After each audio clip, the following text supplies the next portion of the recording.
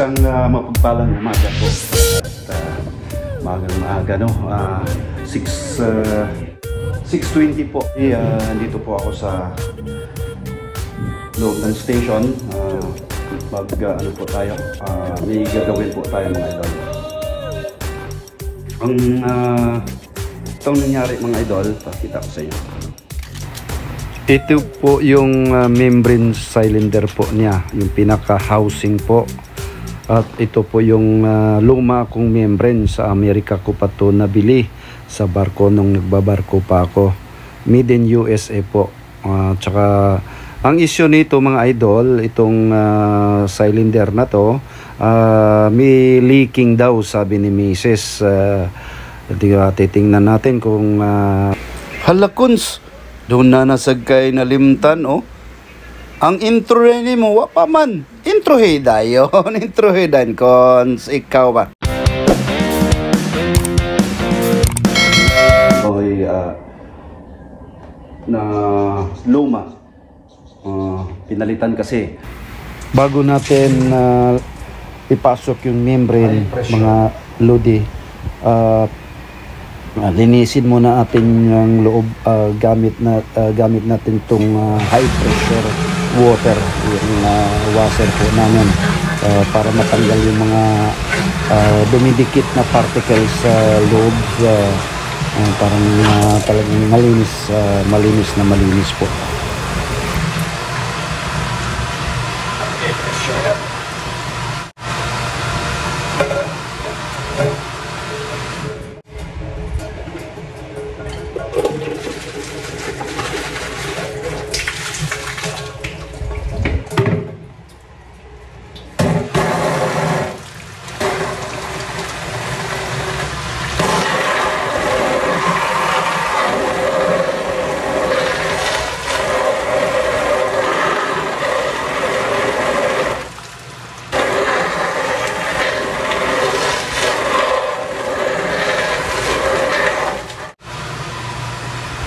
Ito mga idol, kung makita niyo, ayun, ganito kalinis na po ang loob niya. Iyon Iyon, ito po yung Pelmtec membrane. Mga idol, naalala ko pa sa barko ko pa, sa States ko pa sa nabili po to, sa Florida. Pelmtec. Kita niyo idol, pakita ko. Made in USA. Ayan, matagal na to. Sabi, wala lang medyo na-stuck lang, matagal lang hindi na gamit. Subukan natin. Di natamaglangan mga idol kay musugod na alas 7 na mo ang opening hours sa akong station. Bali gamay na lang oras. Mao ni atong unahon, atong butangan og petroleum jelly ang iyang in-cap para pag recover natin kung dunay mga diferensya, dali ra kayo siya. Ingon ani ang correct procedure mga idol no. Pamutangan nimo og padulas ba petroleum jelly. Ay ang green minded diyan ha. Ayaw mong lain-lain na inyong una-una diha. Mao na ni siya atong isod, hinay-hinayon lang nato mga idol. Hinay-hinayon nato mga idol. Ayun,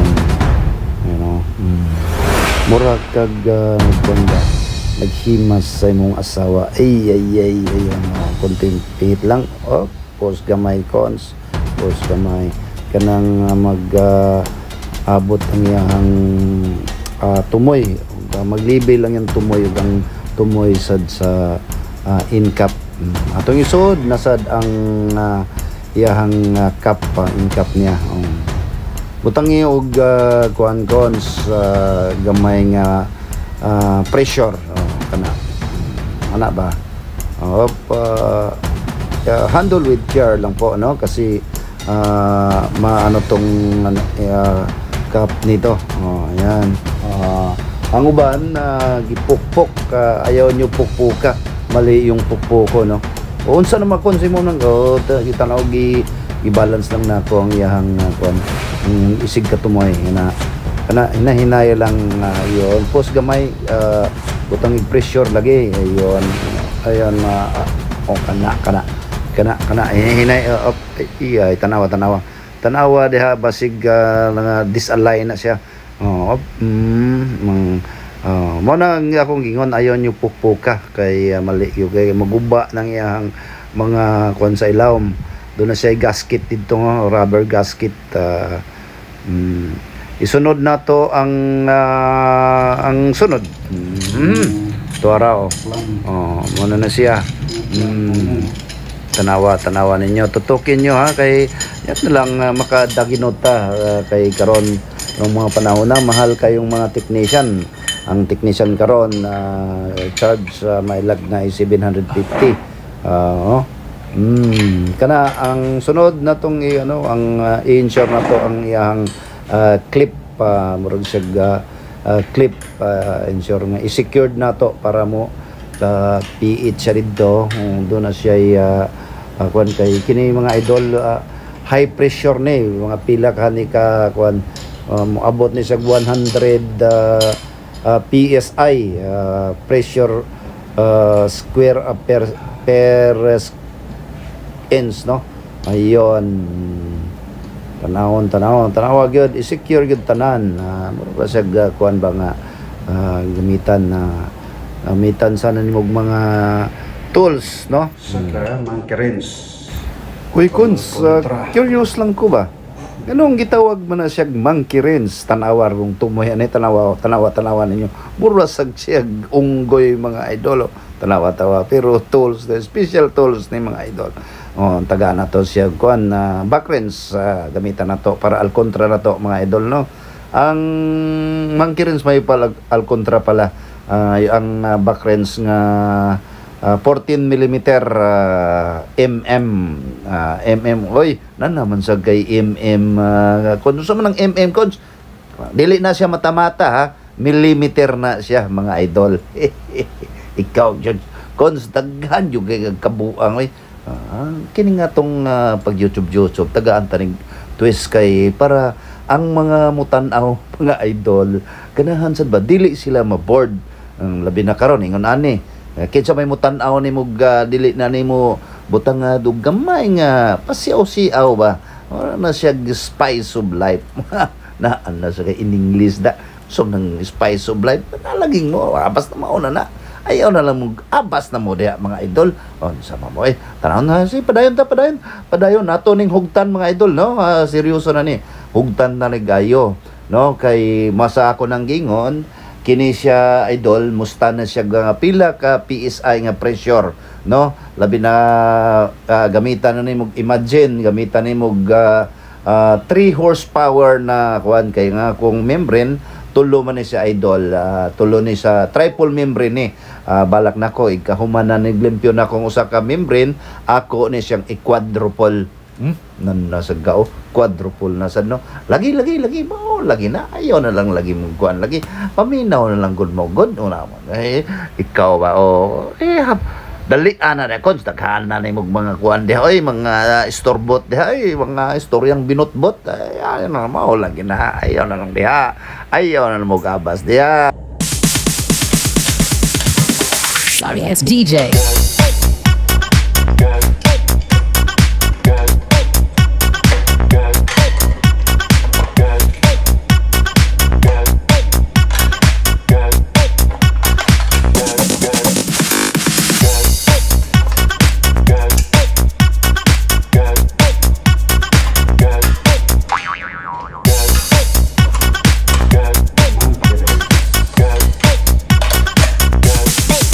Can't get some.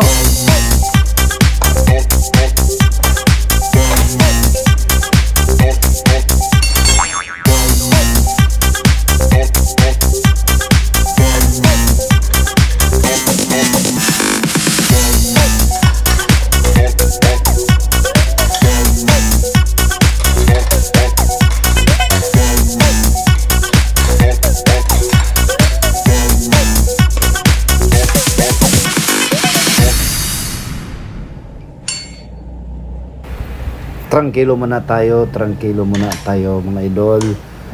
Ato ginupahugtan og maayo, pahugtan nato, hugtig yung kayo cons kana diha. Kana i-final gud siya. I-ensure gud nga tight gud kay siya kay mo lagi na high pressure amo stansya og high pressure no.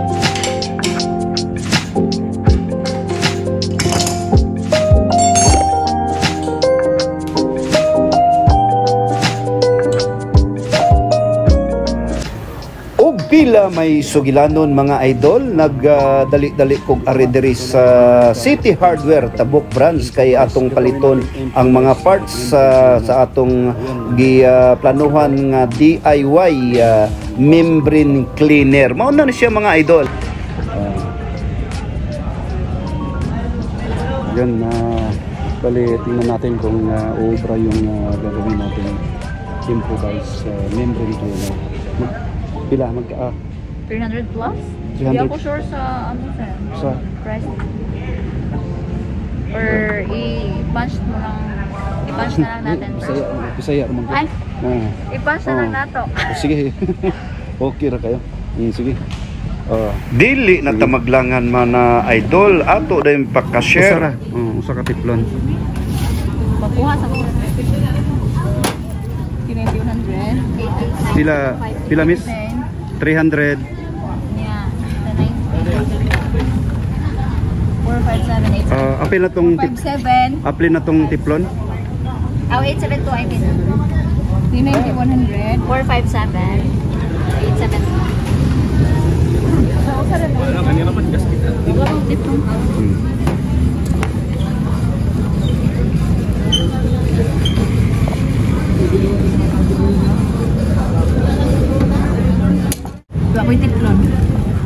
Pag abot dayon ako sabay, ako dayong gitrabaho ang mga fittings mga idol. Akong gipang konekta ang hose og ang iyahang kining nipple, mga reducer og uban pa. Pahugtan dayon nato, i-final na tog hugot ang atong membrane no kay sa ako nang ginaingon nga kinalan mo stand siya og mga taas-taas nga pressure kay gigamitan mo natog dako nga booster pump mga idol. Kini tanawa lang ninyo ha, tutuki lang ninyo para at least makat-on mo sa akong do it yourself DIY, do it yourself na membrane cleaner mga idol.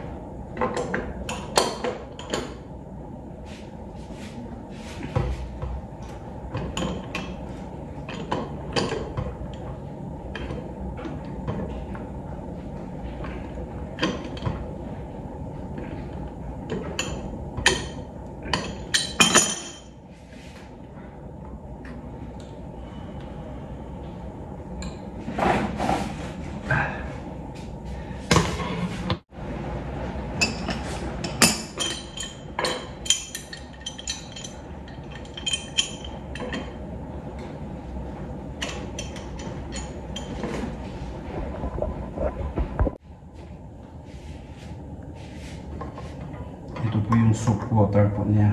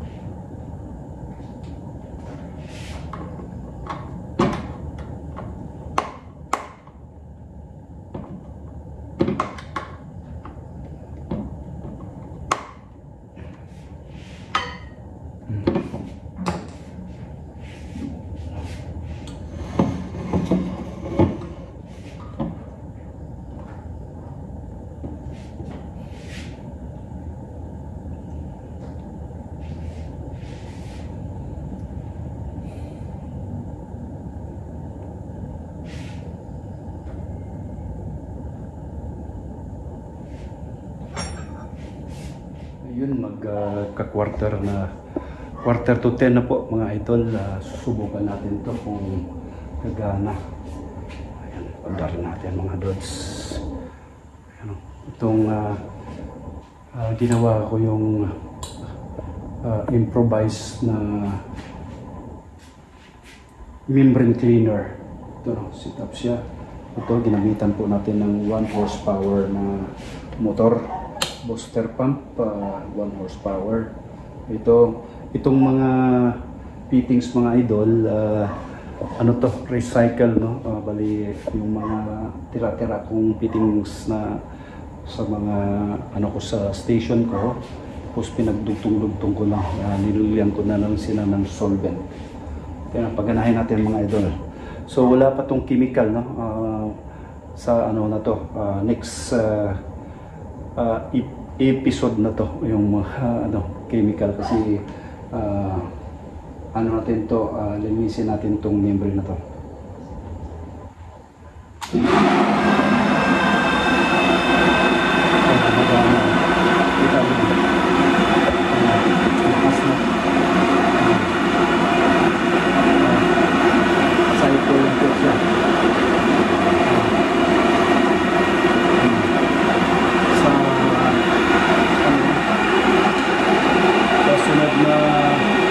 Sa sunod na episode